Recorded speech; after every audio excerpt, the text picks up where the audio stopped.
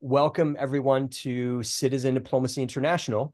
My name is Paul Lachelier. I'm the founder and the director of Learning Life, which is the Washington, D.C. based nonprofit that runs Citizen Diplomacy International, or CDI. And I chair these quarterly meetings. If you would please introduce yourselves in the Zoom chat. This is a good way for people to connect and network. You should include your name, your city, your country, your occupation, and why you're engaged or interested in citizen diplomacy, if you would. Feel free to cut and paste some sort of a bio about you from what you have, and include any links that you're interested in sharing about yourself and your work.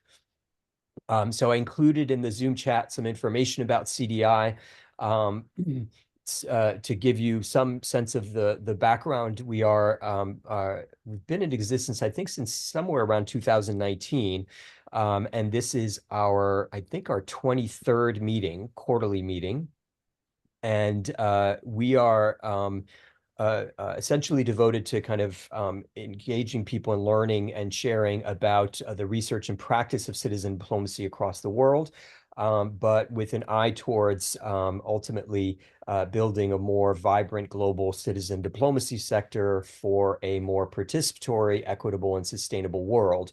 As you may or may not know, there are a variety of citizen diplomacies, and they're proliferating, everything from what we do, which is family diplomacy, to agricultural diplomacy, city diplomacy, culinary diplomacy, dance diplomacy, religious diplomacy, business diplomacy. It goes on and on.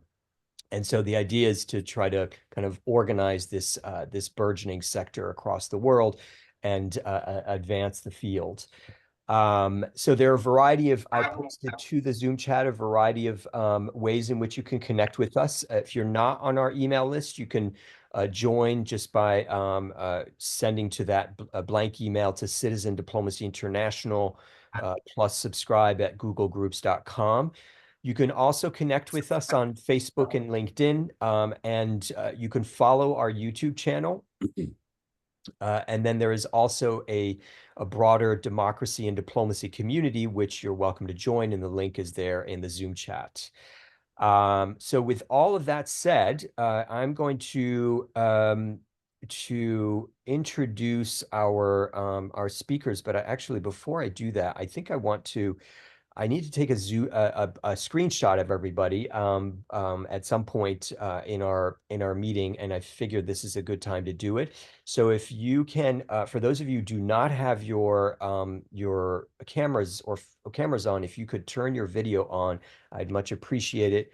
And let me put this on 3. I'm going to take a photo on 3. 1, 2, 3, smile. Fantastic. Thank you, guys. Okay, so let me introduce our speakers very briefly. Hold on a second here. So Ilan Manor is a senior lecturer at the Department of Communication Studies at Ben-Gurion University in Israel. He is going to be giving us a kind of general overview of the digital diplomacy field, both the research and the practice of digital diplomacy. And then you're going to get a kind of case study in the study of digital diplomacy from Annika Bergman-Rosamund, who is a senior lecturer in International Relations and Gender at the University of Edinburgh in the United Kingdom, and associate professor of international relations at Lund University in Sweden. So they'll each have 15 minutes and then followed by discussion. I highly encourage you guys to write comments and questions in the Zoom chat. In fact, for our interns who are in here on this, I expect you guys to write in comments and questions in the Zoom chat. And we'll get to your comments and questions after they have presented. One note, Ilan has to leave, unfortunately, early, about half an hour before the end of our meeting. So we may concentrate some of the questions for Ilan first, so that he can address whatever questions and comments that you guys have. All right. Without further ado, Elan, you are first. Okay, so hello everyone, and thank you for the invitation. I'm going to try to share my screen, and you'll tell me if that's working or not. Yeah, okay. Now let's start the presentation. Okay, so hello everyone, and thank you, Paul, for the invitation. I'm really delighted to be here today. And I was asked to give kind of a general introduction to this term digital diplomacy and maybe explain very broadly what it means. I'm a researcher at Ben Gurion University of the Negev and a member of Oxford University's Digital Diplomacy Research Group. And this has been my field of research for about 10 years now. And why don't we begin a little bit with a definition? So, when the term digital diplomacy was first employed in 2015, it was defined as the use of digital technologies to obtain foreign policy goals.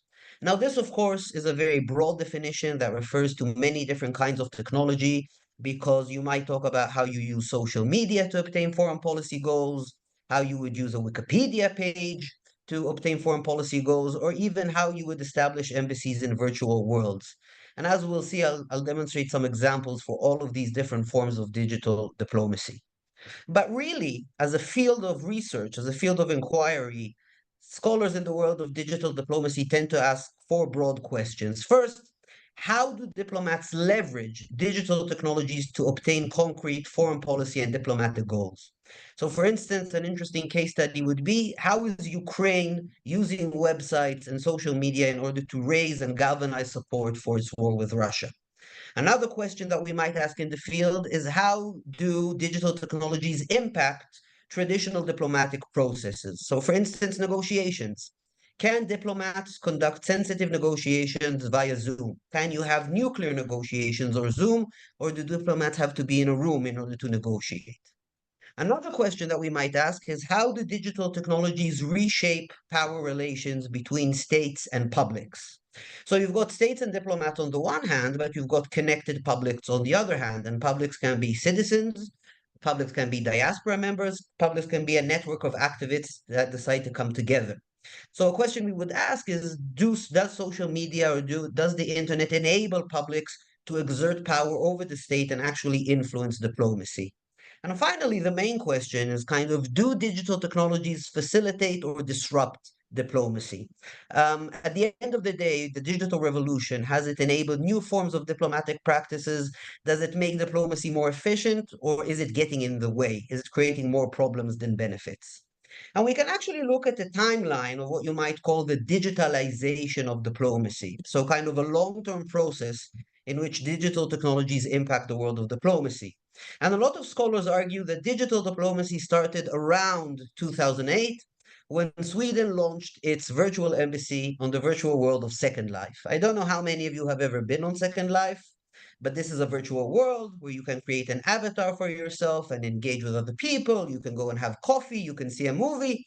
And Sweden said, why don't we use this virtual world to create the world's first global embassy? Because this is an embassy that anyone with a computer connection could actually come and visit. And they had a lot of cultural events in this virtual embassy, gallery openings, meetings with Swedish artists. And really, the idea was to have a global digital embassy accessible to anyone with an internet connection. 2011, America launched its virtual embassy to Iran, which is still active today. And the idea here was to overcome the limitations of traditional diplomacy. So, America doesn't have a physical embassy in Tehran. There are no diplomatic ties between America and Iran. And the American State Department said we could create a website and social media channels and actually use them as a virtual embassy. And this would enable American diplomats to converse with Iranians, to narrate America's foreign policies, to explain American policies in the region to Iranian citizens. Of course, a few days after it was launched, it was blocked by the Iranian regime, but still you have Iranians who are using VPNs in order to access this website. I would say that 2012, 2011 was a watershed event in the digitalization of diplomacy because of the Arab Spring, and especially the role that social media played in facilitating what we now call the Arab Spring or the democratic revolution that swept through the region circa 2011, 2012. And suddenly diplomats realized that social media is a place where huge events can take place. Social media is a place where revolutions can happen. Social media is a place where people can come together, connect, and try to implement change in the world. Activists can connect, and even regular people might be on social media in order to learn about the world. And so foreign ministries migrated en masse to social media. Already in 2012, 2013, the State Department in America was managing about 1,000 social media accounts. And this is true today of most countries. Most countries, most foreign ministries manage social media empires. So hundreds of accounts of embassies, of diplomats, of ambassadors, of ministers, special accounts focusing on different policy areas. This is true of almost every country in the world. 95% of UN member states have a social media presence. Just for example, this is the social media empire of the government of Qatar. So as you see, most government ministries are online. The foreign ministry is online and several social media. And this could even be updated because now they're on TikTok and more recent social networks. 2014 was also a watershed event because we saw for the first time not only the use of humor in digital diplomacy, but really using digital diplomacy in order to force changes in offline diplomacy. And this is a tweet that was published by the Canadian mission to NATO. It was published at the height of the Crimean crisis. So, right when Russia had invaded Crimea, and at the time, Russian officials kept saying, we don't really have soldiers in Ukraine. And if we have soldiers in Crimea, they cross the border by accident. So, you see this tweet that says, geography can be tough. Here's a guide for Russian soldiers who keep getting lost and accidentally entering Ukraine. And then you can see you have Russia and Ukraine clearly labeled as not Russia. And what happened is this tweet garnered mass media attention, newspaper articles all over the world about this use of humor and the use of digital. And within 24 hours, the Russian foreign ministry was forced to respond to this tweet and to start explaining exactly what they were doing in Crimea, or maybe what they were trying to do in Crimea. It forced the Russians to actually comment on the crisis, which they had refused to do until then. And this signaled to diplomats that you could use online diplomacy to impact offline diplomacy. And that's really been important in the digitalization of diplomacy. In around 2017, we start to see the beginning of what you might call domestic digital diplomacy. So, foreign ministries focusing on their own citizens, and a lot of foreign ministries now have consular applications that you can download, or during consular emergencies such as COVID, you had foreign ministries using social media accounts to target their own citizens and repatriate citizens that were stranded abroad. So, this has become a big trend. And around 2018, we start to get into the era of data diplomacy. So the State Department creates an algorithm unit within the foreign ministry. So you actually had people writing code within the State Department. The UK Foreign Office opens a big data analysis unit. And the idea there was to do big data analysis and kind of get an idea how people around the world view the UK and UK policies. So this is kind of a timeline of the digitalization of diplomacy. And the truth is that between 2015 and 2020, the digitalization of diplomacy altered quite dramatically because MFA started to use new technologies. And this was in response to disinformation, misinformation, and fake news. So what we really saw is foreign ministries start using new technologies in order to try and track, identify, and neutralize fake accounts, accounts spreading disinformation, and accounts spreading misinformation. So if you try to see the trajectory of digital diplomacy, it hasn't advanced in a kind of linear fashion, with diplomats adopting more and more sophisticated ways of using digital technologies on more and more sophisticated technologies, but it's really been shaped by crises. So we begin in 2008 with the idea of virtual diplomacy, virtual embassies. Then we have the Arab Spring, and we see a shift to what was called digital diplomacy. And the idea of using social media to converse with online publics, but also to monitor online conversations and try and anticipate future revolutions or shocks to the international system. Then you see the Russian invasion of Crimea, and we have a move towards what you might call data diplomacy, focusing on big data analysis and combating disinformation. Now we can talk a little bit about the research of digital diplomacy, and there's really been three stages. So I'd say between 2008 and 2012, the kind of questions that were asked in our field was first, do diplomats really create online relationships with publics? There's a medium here for interaction, your own social media. There's a medium here to interact with connected publics. There's a medium here to interact with citizens. There's a medium here to create networks. Do diplomats actually do that? Do diplomats interact with their followers? Do they respond to social media criticism of their policies? Is social media used to overcome the limitations of traditional diplomacy? Because in the offline world, the amount of people that an embassy can interact with is quite limited. Let's say the Swedish embassy in Washington can't exactly talk to hundreds of millions of Americans, but you could do that through social media. So we kept asking, do diplomats actually interact with their followers? By the way, sneak peek, the answer is no, and we can talk about why later. The second stage was kind of the institutionalization of digital. So we started to ask, as institutions, how do foreign ministries choose which digital technology to invest in? Why are they on Twitter and not Instagram? Why are they using big data analysis and not social media analytics? Why are they adopting one kind of technology and not another? Second, how do you integrate technology into a very kind of bureaucratic and systematic organization like a foreign ministry? Diplomats were panicked. I mean, they were terrified at the beginning of social media. Ambassadors said, well, they could be criticized, they could make mistakes, they could garner negative media attention because they made a joke that no one really got. Do you draft best practices? Do you offer training? Is the training now mandatory for all diplomats venturing online? And really kind of asking, do foreign ministries adopt a strategic approach to the use of digital, or are they just tweeting for the sake of tweeting, opening virtual embassies in order to get some praise from the local press? The third stage, which has been the most recent, is trying to come up with a theory to explain what digital does to diplomacy. So some scholars have talked about the fact that digital diplomacy is really what we call real-time diplomacy, that in the digital society, people expect to learn about world events as they unfold, right? If a war is happening somewhere, if there's a report of a terrorist attack, if there's a report of an earthquake, no one waits for the evening newspaper or the evening newscast. People want to learn about what's happening in the world in real time. So actually, digital accelerates the speed of diplomacy, and diplomats have to respond to world events in real time. And that's very problematic for diplomats because diplomacy takes time.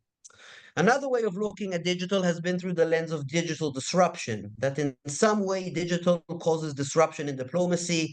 It can cause, for instance, mixed signals being sent. Russia can tweet something that the Americans misunderstand. America can tweet something that NATO Secretary General doesn't exactly understand. So it's a form of disrupting communication channels.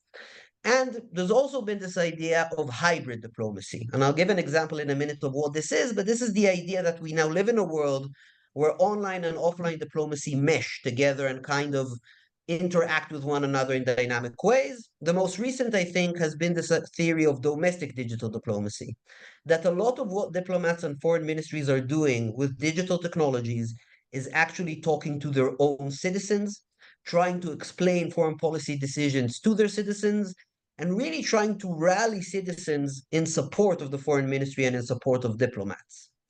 So finally, I'd like to give you a few examples of the kind of studies that we do in digital diplomacy. So we recently conducted a study where we looked at this idea of hybrid diplomacy. We looked at the COVID pandemic and we tried to understand how Zoom was used by diplomats for negotiations. Where at the height of the pandemic, diplomats can't meet, the UN is shut down, NATO is shut down, but diplomacy keeps functioning. So, for instance, can Zoom be used as an alternative to face-to-face negotiations? Face-to-face negotiations are important because you can build trust with the counterpart, you can read body language, you can get facial cues. Does that translate into Zoom? Can a diplomat read a virtual Zoom room as he does a physical room? And we actually did a survey amongst 100 diplomats, and we found that Zoom negotiations are very productive if they began offline and they continue online. You can't start negotiations in Zoom. You can't start negotiations online. There's some basic element of trust between two diplomats that has to be established in the physical world and then can be carried on to the virtual world. So this is an example of hybrid diplomacy. Another thing that we recently looked up is WhatsApp diplomacy. So, for instance, we found that EU ambassadors, so ambassadors of the European Union in Geneva, have a WhatsApp group, and that they actually use this WhatsApp group every day to negotiate diplomatic texts, to decide how they're going to vote on UN resolutions, to kind of galvanize support for a resolution that they're putting together. And they told us when we interviewed these diplomats, we interviewed about 60 diplomats in Geneva, and they told us, What starts in the discussion group on WhatsApp continues offline when we meet, and vice versa. We meet offline and the discussion continues online. And the diplomats actually told us we've become much more effective thanks to WhatsApp because we can coordinate our action across UN forums in real time. We can negotiate texts very, very quickly. And actually, our diplomacy has become much more effective offline thanks to this online technology. So my 15 minutes are almost up. So this was kind of, I think, of a general introduction to what we mean by the term digital diplomacy, what kind of questions we've asked, and what kind of research we do. So thank you for your attention and the invitation, and I think I'll stop here. Thanks, Alon. Annika, you are next. Yeah, thank you very much. Ilan, will you assist me And kindly? Ilan, thank you for doing the pages. Yeah, Ilan has volunteered to do my PowerPoints, which is ever so kind.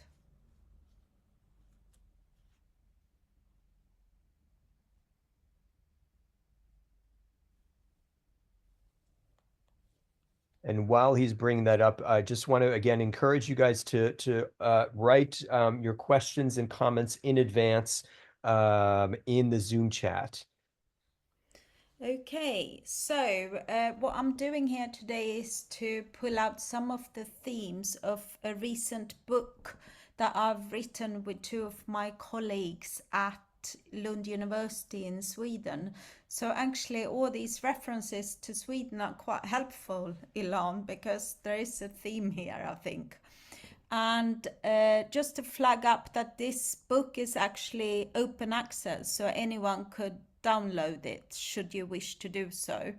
And what we've sought to do is very much to think about ways in which feminist foreign policy, as launched by Sweden initially, the first country to adopt such a platform, but also the first country to abandon it, combined that sort of feminist ambition in global politics with the use of very sophisticated forms of digital diplomacy. So if you could swap there.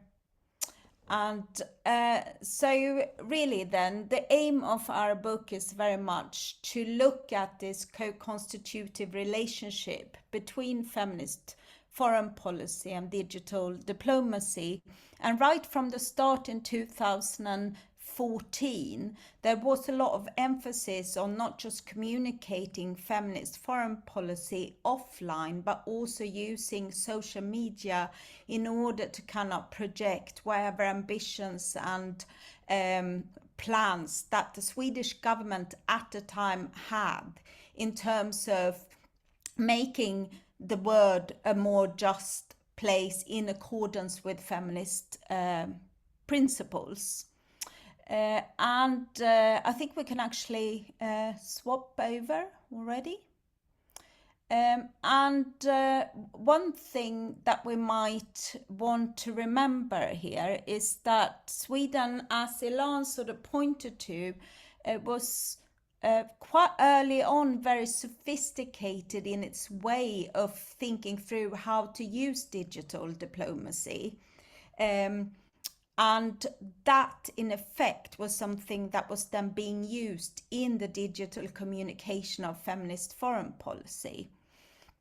And in many ways, and that would be true for a lot of normative attempts to communicate one's policies, as it were, that there was a strong sense amongst ministers and diplomats that indeed this kind of this policy turn, this change, if you like, would be communicated and facilitated in that communication through dissemination online, combined with a range of different ways in which this was done. So it wasn't just in social media, but across platforms. And there was a strong sense that feminist foreign policy and its pioneering, if you like, ambitions, with Sweden and Swedish ministers often taking pride in claiming to be the first country on the planet ever adopting a feminist foreign policy. So the pioneering in a way was a way of branding the nation. and this was often done through digital channels. And often that was done with the hope of creating policy resonance amongst other states, but also amongst social movements and advocacy movements, and sort of creating support for feminist transformations of global politics.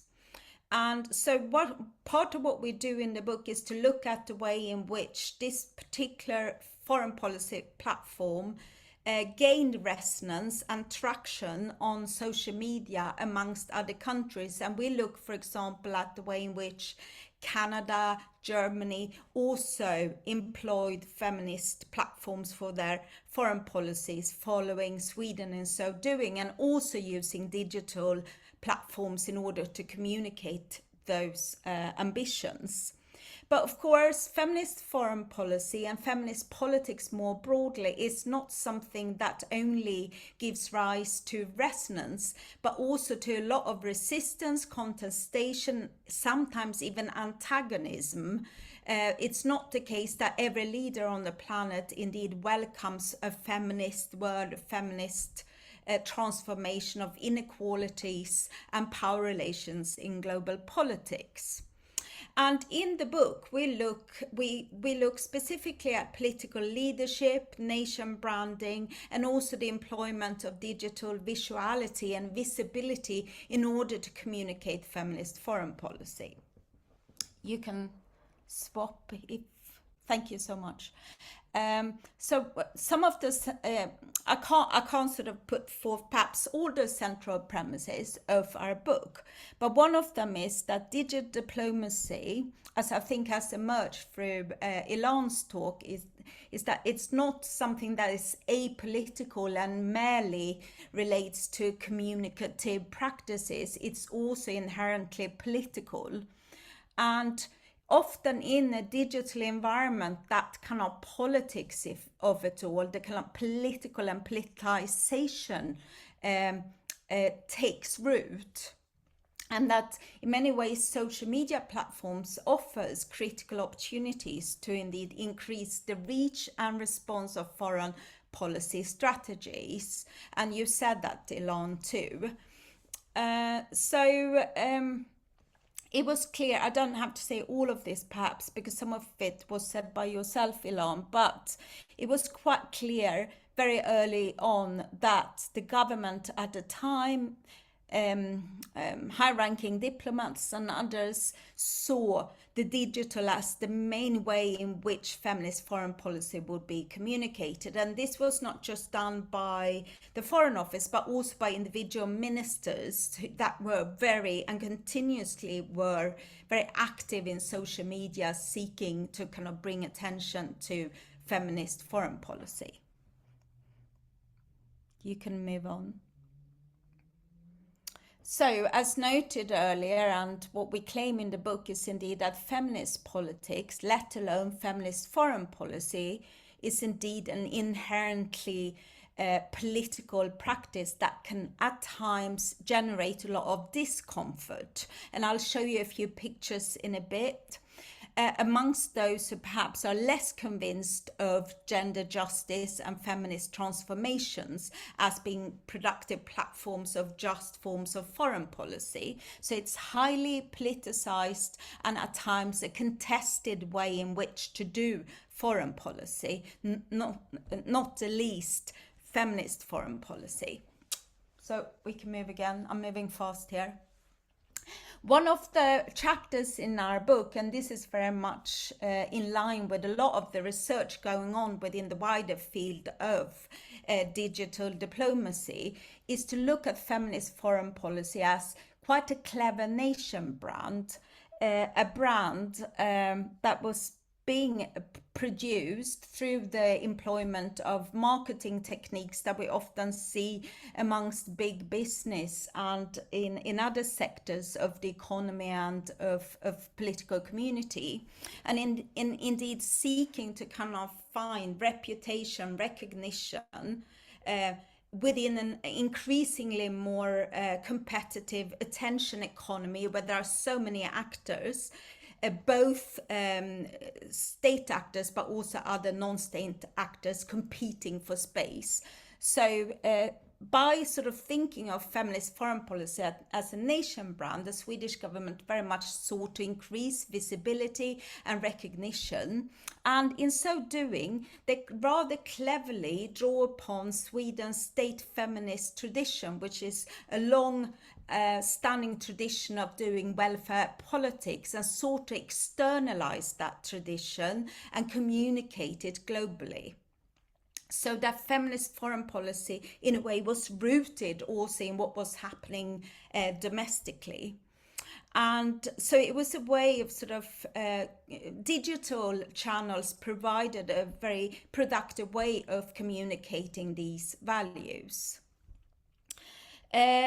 Now, one of the things here, because in creating a brand for yourself, you seek to draw attention to your progressive values, to your success in global politics, to your sense of yourself as a good state, and not necessarily reflecting on some of the inconsistencies that actually come with that brand too. So quite often, for example, in the communication of feminist foreign policy, there was very little reflection on gender injustice and violence taking place at home, encroachments on, for example, migrant women's rights in entering Sweden, and perhaps most of all, arm production and militarism that were still going on, and that a lot of feminists would question as feminist values, as it were. So now we can move on again, Elon. Thank you.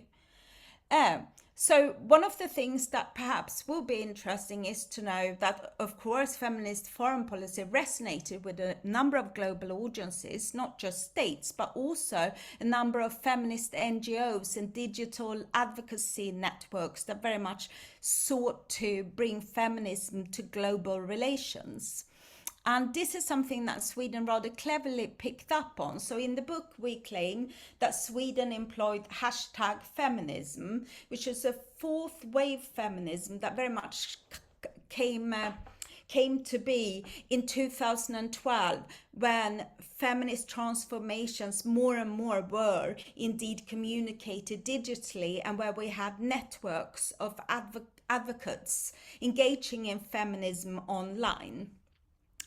And if we look at a sort of official communication put forth by the Swedish government and its foreign ministry, not the least its handbook on feminist foreign policy, the government at the time, a social democratic government incidentally, very much noted that hashtags are absolutely central to the communication of feminist transformation. And here it's interesting to note that the government did not, if you like, engage within feminist social movements. What they did was indeed to mirror the techniques used by advocates, not least advocates and activists within the Me Too movement.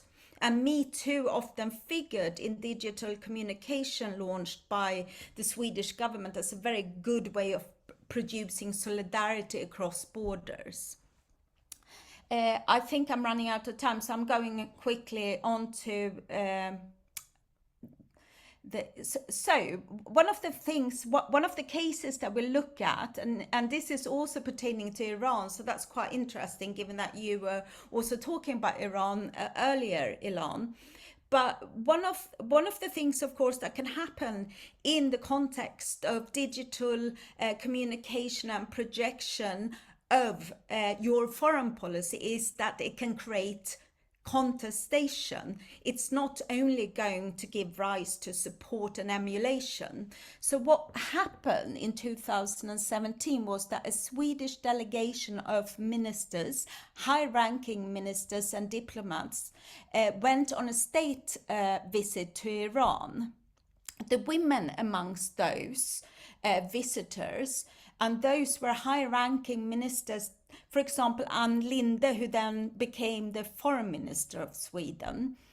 The women ministers, they veiled themselves and wore long coats, using hijabs, and kind of adopted the attire of Iran, and also claiming that they were obliged to respect the laws of the country and dress accordingly.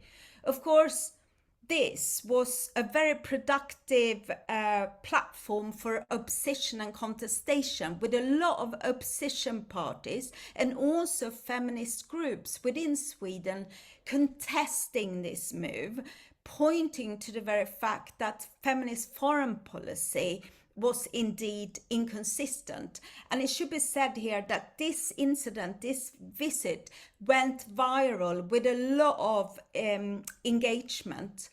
And here it might be interesting to hear, in terms of more public diplomacy or citizen diplomacy, that somebody who was particularly active in social media was a female Iranian journalist that felt that the Swedish government, not least Swedish ministers, had very much sort of offended her advocacy for women to choose themselves how to dress, and arguing that if indeed you stand by feminist foreign policy, then why do you adhere to the symbolic codes of my country? And she also was very adamant to say that we don't need Sweden to save us.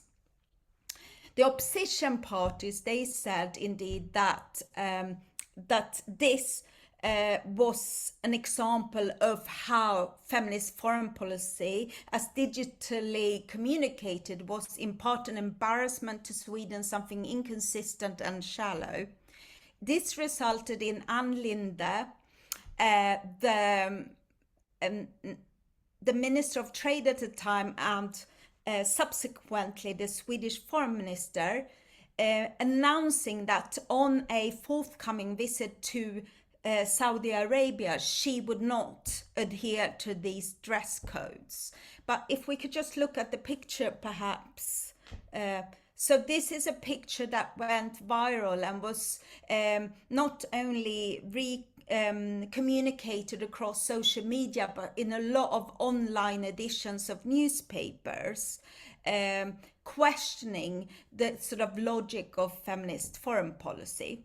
I imagine that my time is up now, isn't it? Or Yes. yeah. So But I have a few more slides, but we can, if anyone will be interested, we can share those in the aftermath. great, great. Thanks, Annika. We're going to open it up for discussion, and there are a number of comments and questions that have been made in the Zoom chat. Does anybody want to just start their questions, or should I pick questions or comments?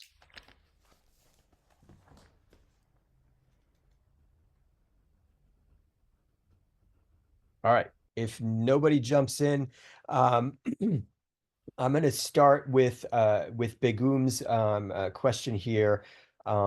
Begum is joining us from Istanbul, Turkey, and she asked, given the rapid advancements in AI technology and the vast amounts of data, how can governments effectively harness that potential to improve diplomatic relations, foster cooperation, and address global challenges while mitigating the risks of misuse, such as the spread of disinformation on social media?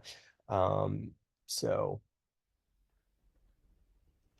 So this is I'll jump in if you don't mind. This is the problem with diplomacy and technology, in a sense. The diplomacy takes time to accommodate a new technology. Diplomats take time to learn a new technology, to experiment with a new technology, to learn how to harness the technology. So usually you have a time gap of about, let's say, 2 years from a new technology appearing and diplomats being able to harness it. I think that diplomats have become better at adapting to digital change. There are a number of foreign ministries who are already experimenting with AI and with generative AI. Essentially, I think what we're going to see, the first is the dark side of AI. So, how do we mitigate the deep fakes? How do we mitigate fake videos, fake images that these days can actually cause a war between two countries? And the kind of use of fake AI to breed tensions or even use them as a false flag operation to start wars. On the data side, I think that a lot of foreign ministries are thinking of how they can create their own kind of chat GPT, not so much to generate text, because text generated by chat GPT and the like are not that great, but actually imagine if you have an entire digital database with years of reporting and intelligence. You could actually use that in negotiations. So for instance, you could use an AI to try and identify Russian negotiation tactics over the last 20 years, and then use that in order to simulate negotiations with the Russians and enter the negotiations where you're, much more capable to negotiate opposite the Russians. Or actually take all of the media reports that you've gotten from a certain country and say, how is my country, how is our country viewed in another country based on media reports over the last 20 years? What are we most associated with? What are the good things that people think about us? What are the bad things that people think about us? And then how can we repair our image using the data and information we get from AI? So this is what foreign ministries are thinking of right now when they're experimenting with AI. And quite a few European and the Americans are starting to experiment with it. Mm. Annika? I think that Ilan has really answered the question quite well if you want to move on with other Mhm. questions.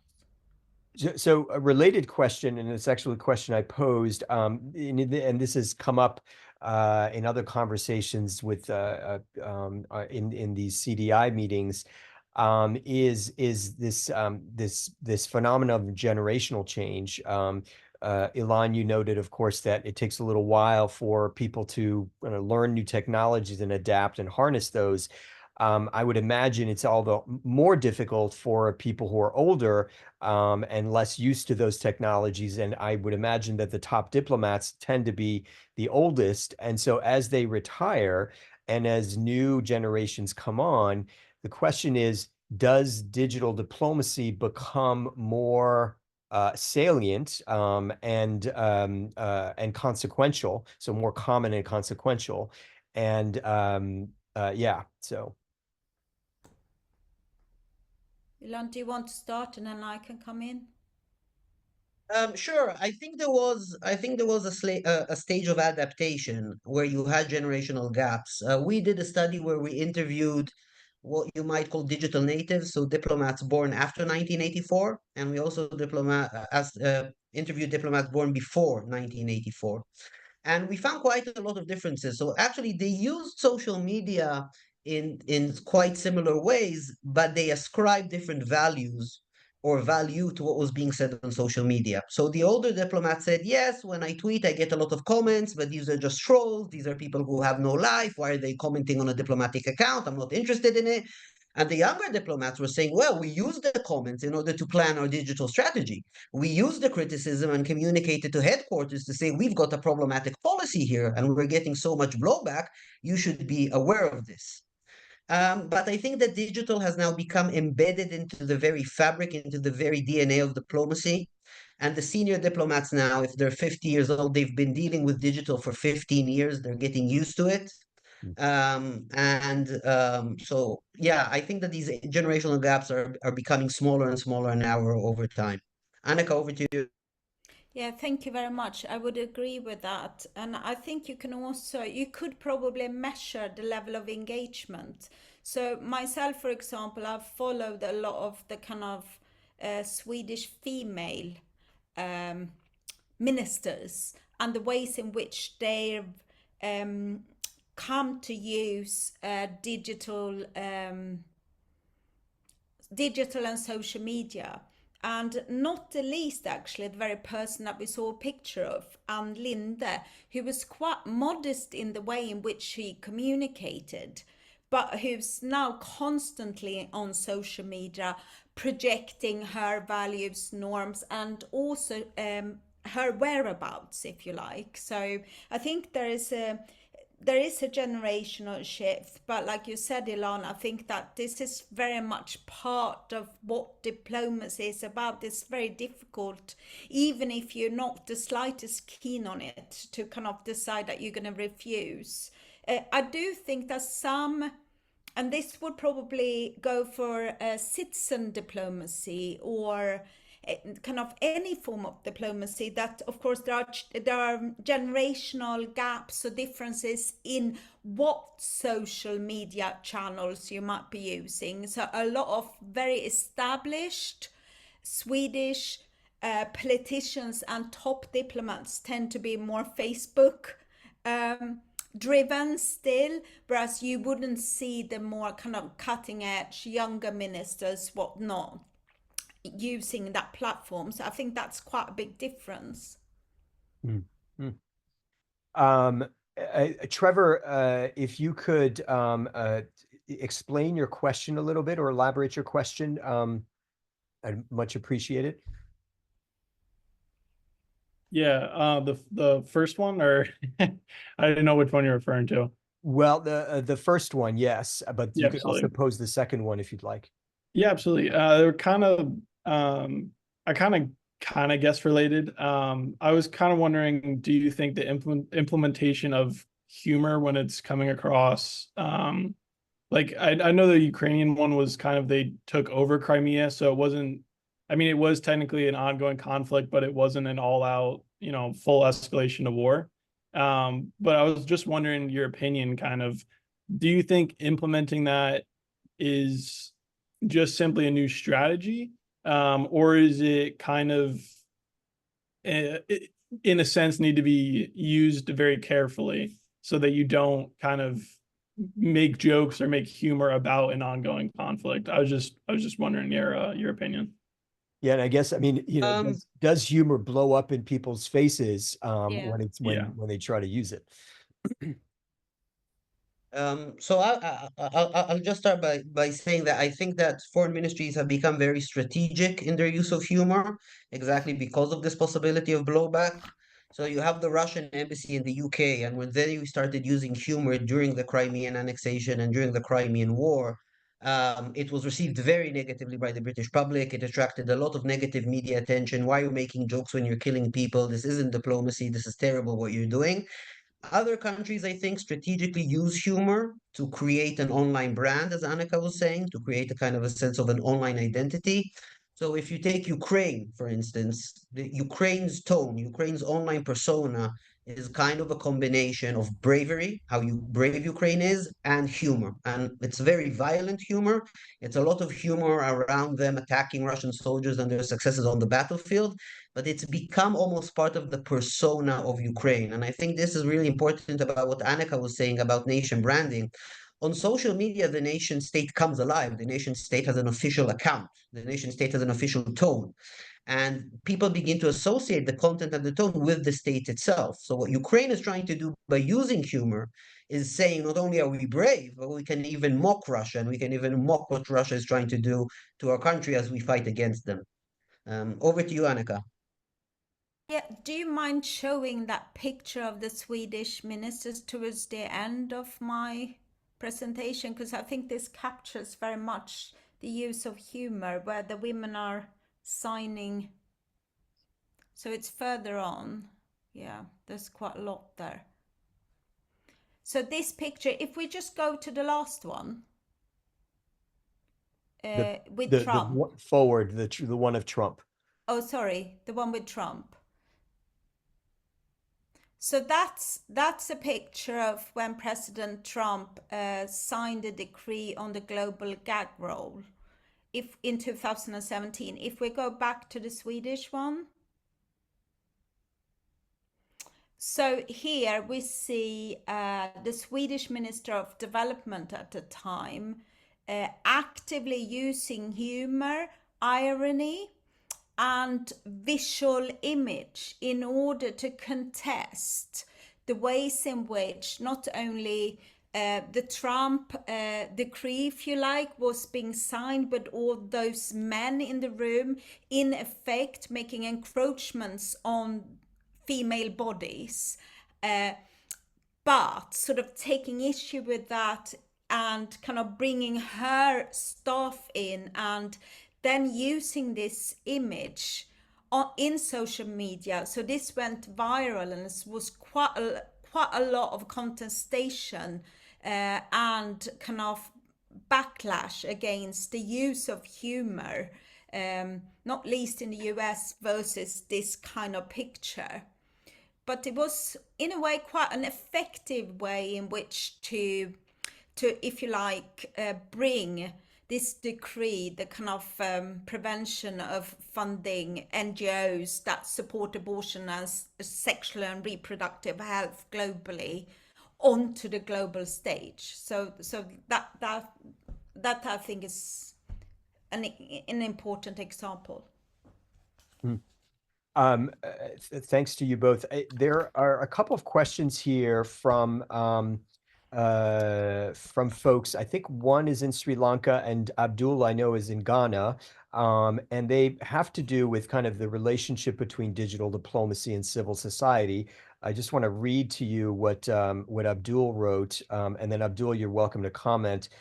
He says, females here, due to lack, here meaning in Ghana, due to lack of empowerment, have been indulged in prostitution or something in one way, or they eventually have their nudes, nude pictures of them published into the digital world, making them prone to ridicule and frustration, sometimes even forced to relocate. Is there a way they can be empowered to stand up and fight for their rights by making sure that culprits face the full rigor of the law than just being victims? I'm not sure how that relates to digital diplomacy, but it may well in some ways. I mean, certainly feminist digital diplomacy may, at the official level or at the unofficial levels, may want to engage with that.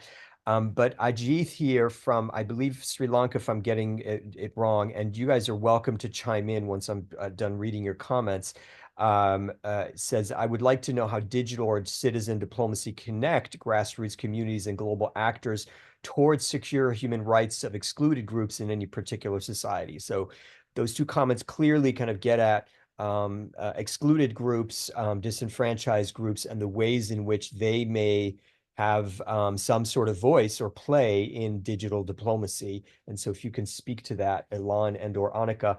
And instead of Elan going first, perhaps, although Elan has to leave soon, Annika, do you want to go first and then Sure, Elan? I'll be quick so Elon can take off.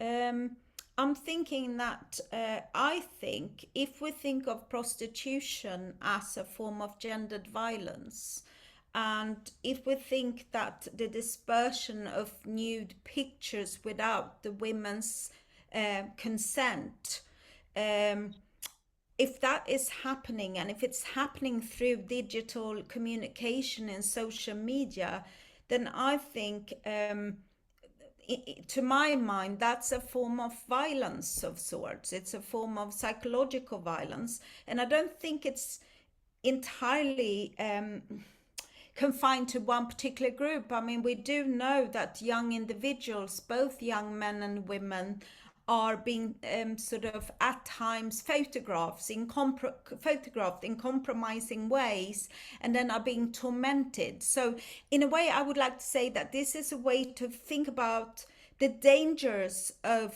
photographic and other forms of imagery in social media that can have the opposite effects, whether it's of nude bodies or any other way. We have to be ethical in the way in which we reproduce photographs, because they travel so fast, they're so visible these days, it can be very painful.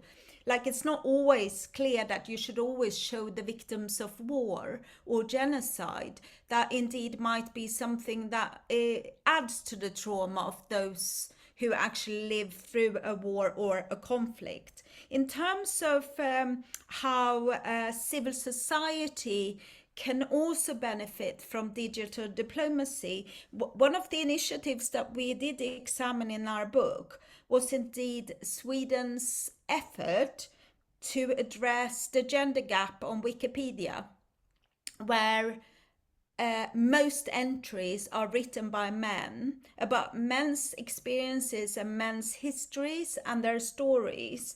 So they initiated together with Wikipedia the Wikigap project that actually led to 30,000 more entries written by women. And that was often seen as a success for feminist foreign policy, which is quite interesting in itself. But that was done with a view of getting citizens involved in the projection of global affairs. Okay. And Annika, sorry, I should perhaps have had Ilan go first because really did have to go. Unfortunately, in his case, he lives in Israel and one of his students is affected by the ongoing war.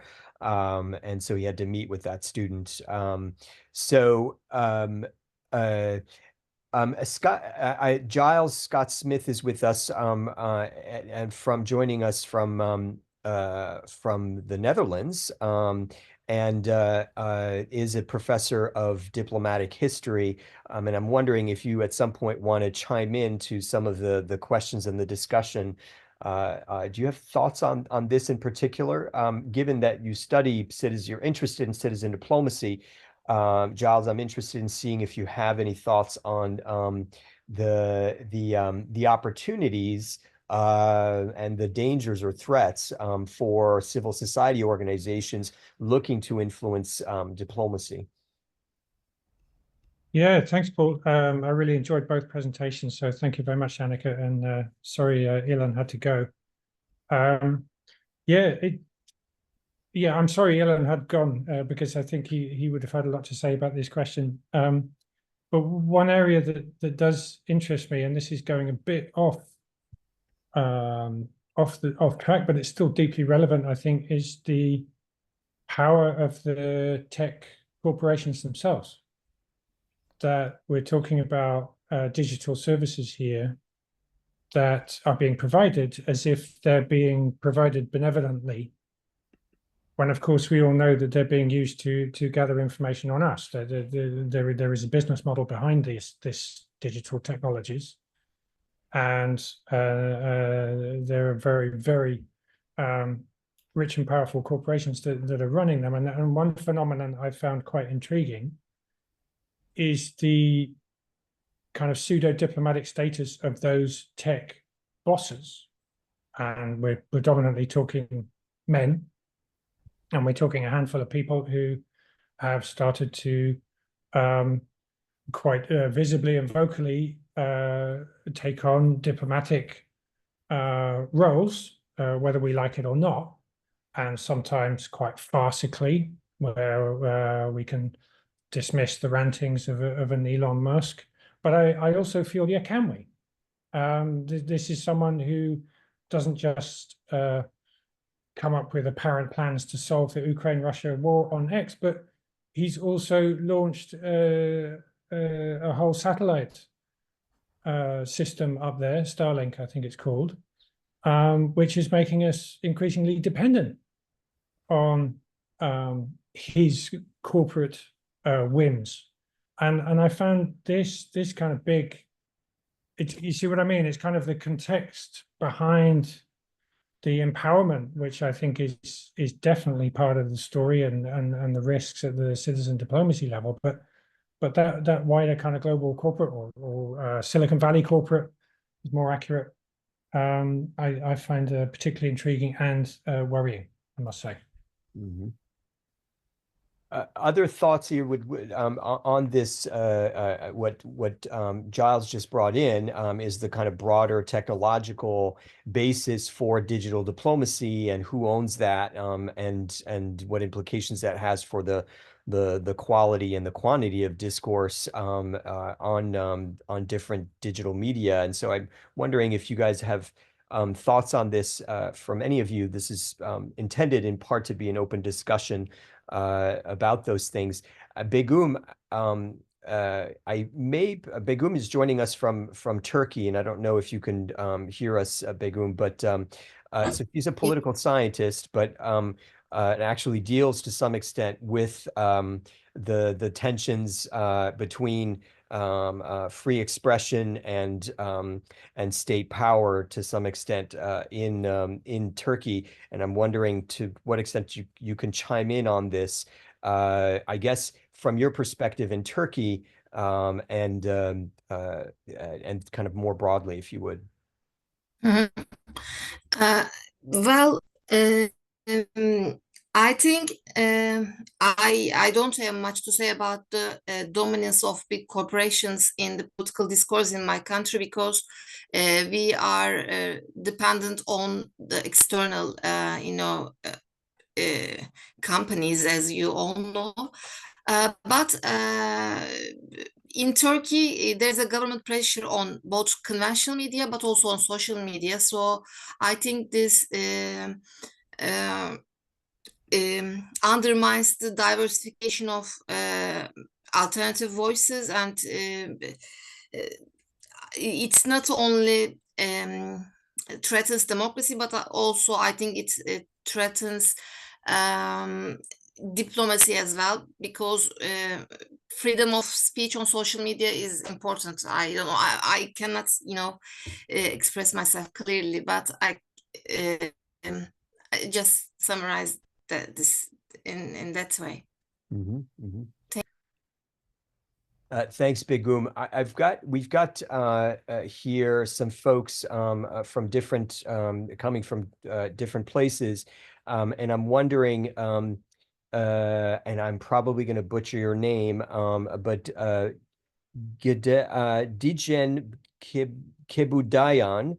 I'm wondering if you can introduce yourself and offer your thoughts on this conversation on digital diplomacy, and its prospects, I suppose.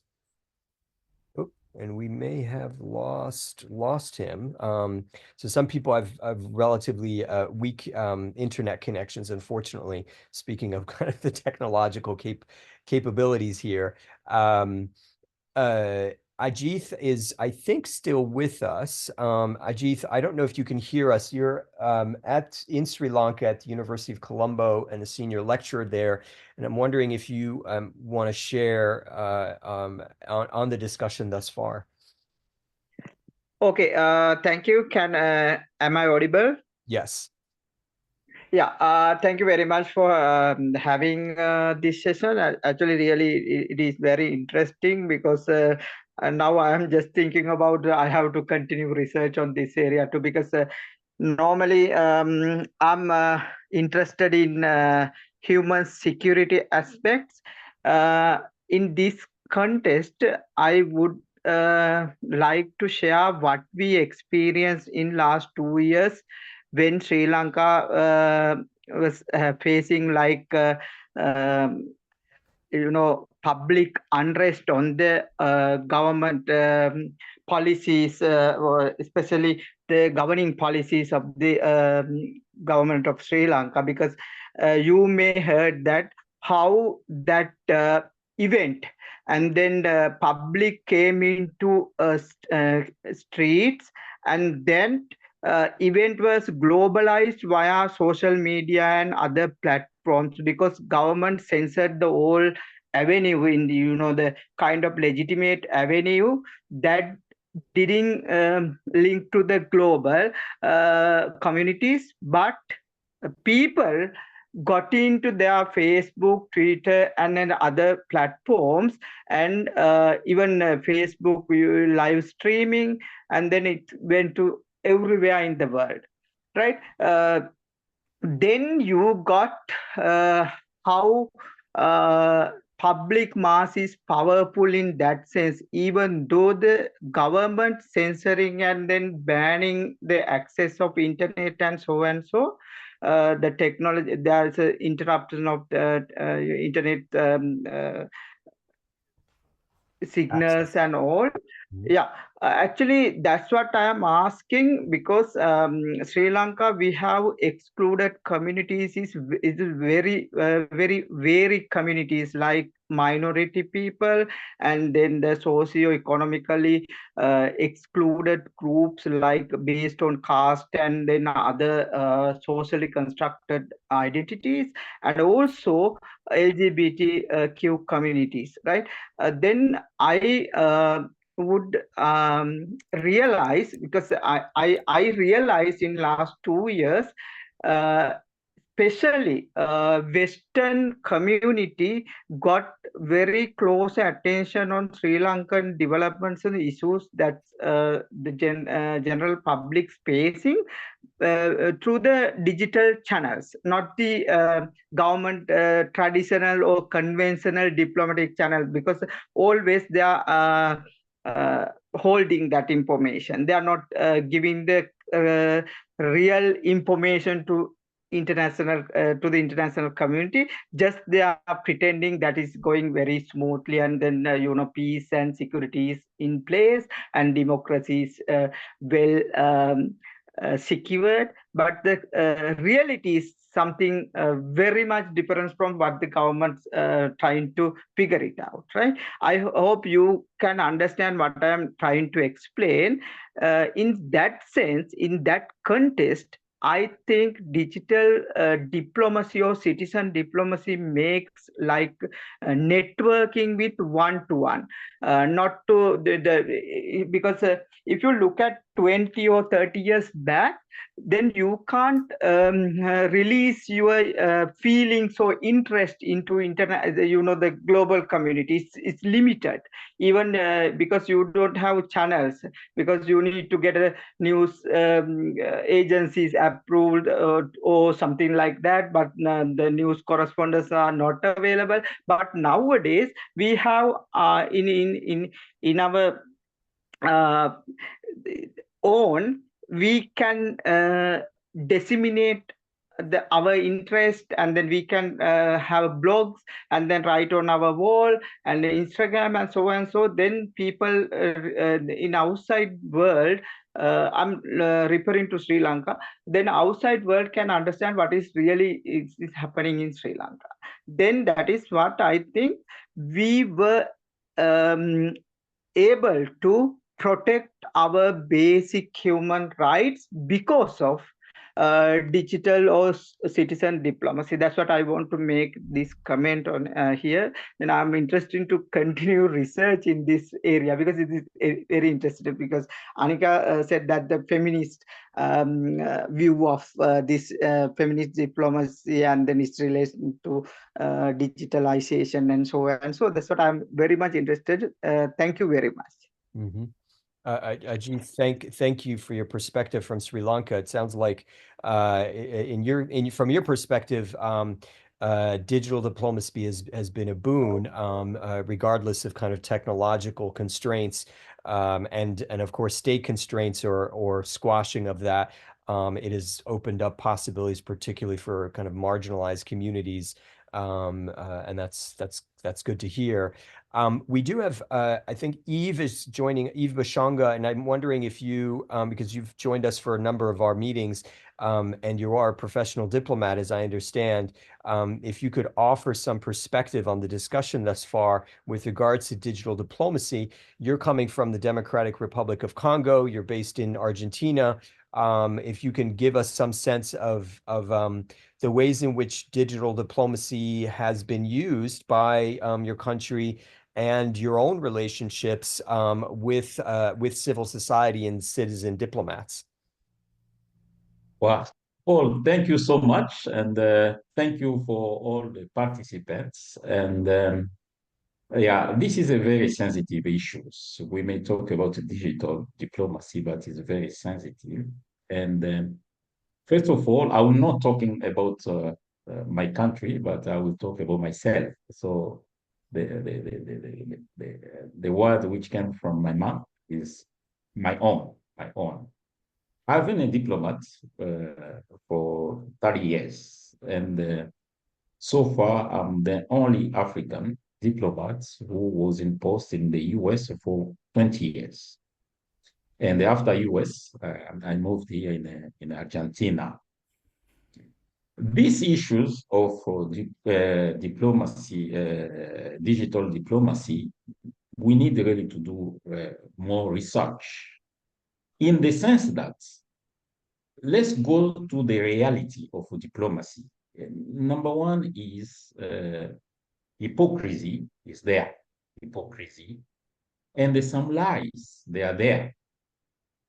And those hypocrisies and the lies will not be exposed. And I will tell you that today, the people who travel a lot, they are diplomats. Why?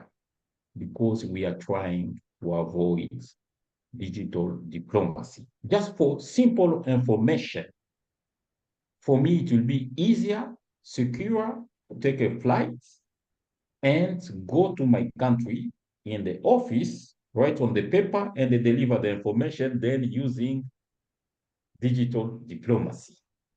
See what is going on around the world about false information, which is impacts many countries about elections. So should I say digital diplomacy is good? Yes, of course, it's good for those countries which have a strong diplomacy and they knows how to use digital diplomacy and they how to deliver the information which concern those countries. Today in Africa, we have diplomats, good diplomats, qualified diplomats. They don't want to touch computer because there is no trust. So the issue here is trust with digital. There is no trust. I don't see a diplomat from Russia, a diplomat from China, a diplomat from US will deliver any official message to WhatsApp. No. We can expose what we want people to hear, but there is under the table. And what is under the table, that is what is very important. So we need to do more research about the trusts. And now the things is messed up. We are talking about the digital diplomacy. The narrative has changed. Now we are talking AI diplomacy, which is to become broader. Mm. So I think we need to see how to combine the trust and the digital diplomacy. The world, some countries, they are facing problems because of digital diplomacy. So let's integrate it, trust and the policy and the policies so we can take advantage of this important subject. Thank you so much. Mm-hmm. Eve, just to summarize, I think there are two interesting things that seem to come from what you're saying. One is it sounds like from your experience, there's not a lot of trust in digital diplomacy among African No, diplomats, no. which is interesting, and therefore they tend to oftentimes stay away from it. And then there's this sense that I think what you mentioned earlier was some hypocrisies and so on that are being propagated through digital diplomacy. Do you want to elaborate just briefly on that? Yes, what I'm saying is, I know what I'm saying, it represents my own. It does not represent my country. In the work we are doing, there's some things under the table. That is what is important. It's not what we expose on social media. Yes, I would like people to see I went to the meeting. I would like to see I had a photo with who is who. But I will not expose what I talk to them, what I did where I went. So that is what we want? No, that is selling the image. But we are in a world of reality, in the reality. Yeah. You understand? So why I should trust you? You have a good networking, not connections. I don't have it. It's easy for you to transmit what you want my people to hear. But for me, it's not easy. It's not easy. So that is what I'm calling some hypocrisy and some lies. Mm. Mm. So you are taking advantage of the topic because you set up, you fix it, and they don't benefit for it. Mm. Today we have, for example, I'm sorry to get on this. We have networking from other country to different countries. They are selling the culture, the ideology. But for me, I don't have that mean. I need to come to you. So it's for you to choose what you want my people to hear. Mm. So should I trust you? No, I will not Mhm. trust you. Mm. So for me, it's a good idea. It's a generation. You see, in a country in East Africa, they call it generation Z. You understand? We have young diplomats who are coming. They know how to manipulate, as the presenter, they say that, how to manipulate the computer. But think about those diplomats, well trained, knowledgeable diplomats over 60 years old. You don't tell them to use the diplomacy. You know, there is a one, oh, this is very interesting. There is a one well-known diplomat, just a simple letter, message can take 2 days. You write by hand, send it to the secretary type the message, again, go to the correct, and then you see. So in that way, I prefer using digital, the time. But now let's see what is under the table. Many countries are being affected with digital diplomacy. Many countries, especially less African countries, we are getting all type of messages. So Eve, just in the interest of time, because we do have to get to announcements and so on, and I would like to. Brian is going to be presenting on the CDI bulletin, and we need to finish up. But I would love to hear from Paul Kreutzer, who is actually another professional diplomat, but from the United States. Retired, but has experience kind of working in American diplomacy. And if Paul, I don't know if you're still paying attention, but if you can speak to the this tension, I guess Eve is pointing to, between the work of professional diplomats, which is often, as Eve put it, under the table, quote unquote, and then this digital diplomacy, which is very much above the table and very much in public. Paul, if you have any thoughts on that. And then Annika, I'd love to come back to you to kind of finish up. Anna, we did not get to your question, and I'm sorry about this, about how we measure digital diplomacy. But clearly there are, in the case of what Ilan has been presenting, some of it is based on interviews with professional diplomats, but others is based on what's actually existent online. So that seems to be two major forms of data that they're drawing from. But Paul, are you with us? Are you listening? Okay, I don't think Paul is. Annika, do you want to speak to this? I Let's guess. see. Sorry, I was Okay. just on Okay, messaging back. go ahead, Paul, briefly, if you would. And then Annika. Well, at first I'm not active now, so I'm retired, and so I was just addressing the questions about how digital diplomacy is already active, and I think it is used extensively through X, with online dialogues, and but I think the other point was that, as you point out, younger and younger diplomats are going to be more and more digitally engaged, and use that as their primary means of communication rather than supplementary. Yep. And so it sounds like, to some extent, kind of you're reinforcing this point that there does seem some generational tension in the use of digital diplomacy.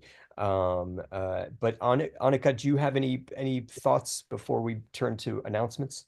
Just a couple of brief thoughts. In terms of measuring, you can, for example, measure the traction rate, the occurrences of certain words, sentences. So, for example, we did that in terms of feminism and feminist, and to see how much the Swedish Foreign Office was using feminism in its digital communication. So you can also look at hashtags and kind of do some quantitative analysis of the employment of different hashtags. So that's quite interesting, and to look at the frequency.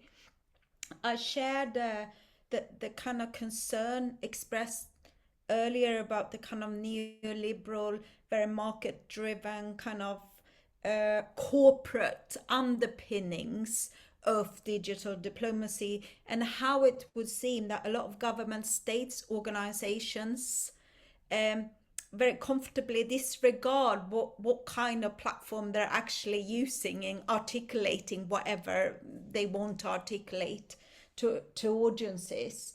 Another thing to say there is that we heard about these tech owners in a way becoming diplomats, you know, putting out all sorts of, at times, quite controversial messages across platforms. And then I was thinking that, of course, you have all the influencers, not just likes of Musk, but you got like British kind of hyper masculinist Andrew Tate, who's got masses of followers right across the world, kind of putting out a very masculine message about how men should conduct themselves. That's a form of diplomacy too, and it's not a diplomacy that the likes of us necessarily like here. I get a sense that we're all quite progressive folks, so it can be used in ways that aren't particularly productive or damage identities. My final point was that I've done a lot of work also on celebrity diplomacy, which is very much kind of driven by distinct individuals with a lot of traction and audience. And often they pair up with international organizations, whether NATO or the UN. And the problem there, and this comes back to human security, for example, violence of different kinds. A lot of these celebrity diplomats probably mean well in kind of bringing attention to, for example, human security, gendered violence, issues of asylum.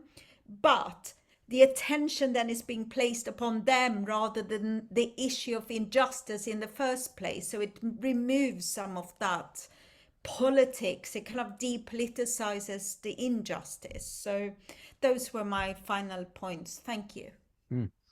Annika, thank you for your presentation and then your follow-up discussion of and answers to the questions.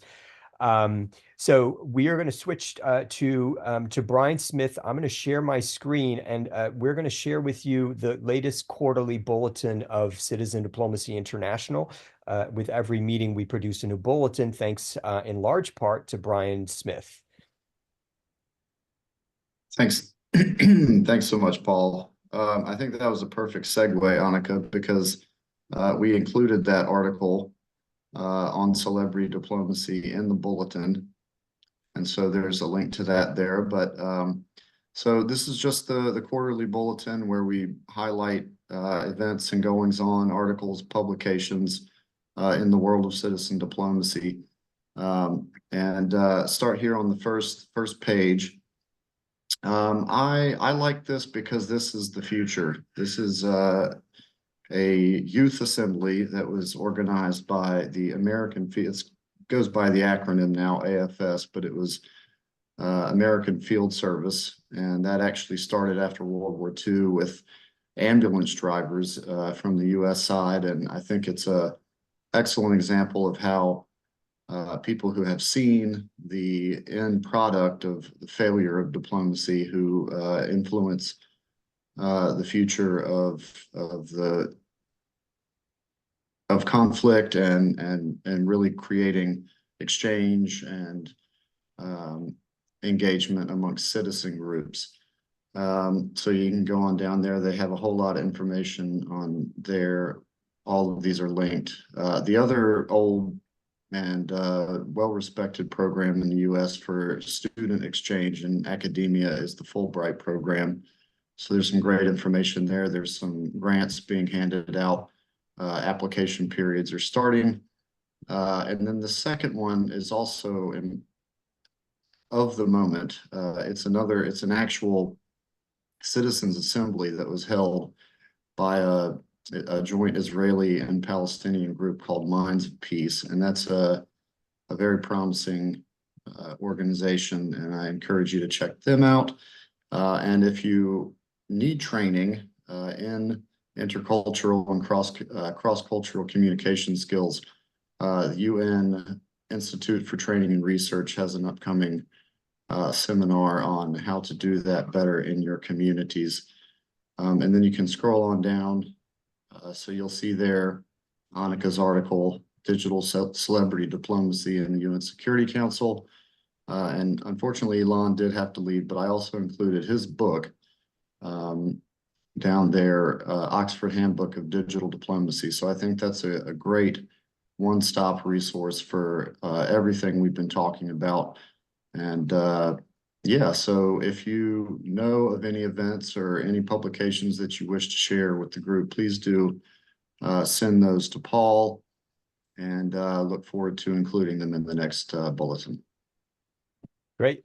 Fantastic, Brian. Brian, you have we have one more meeting with you guys this year. I'm going to put this in the Zoom chat, but it is on. Hold on a second.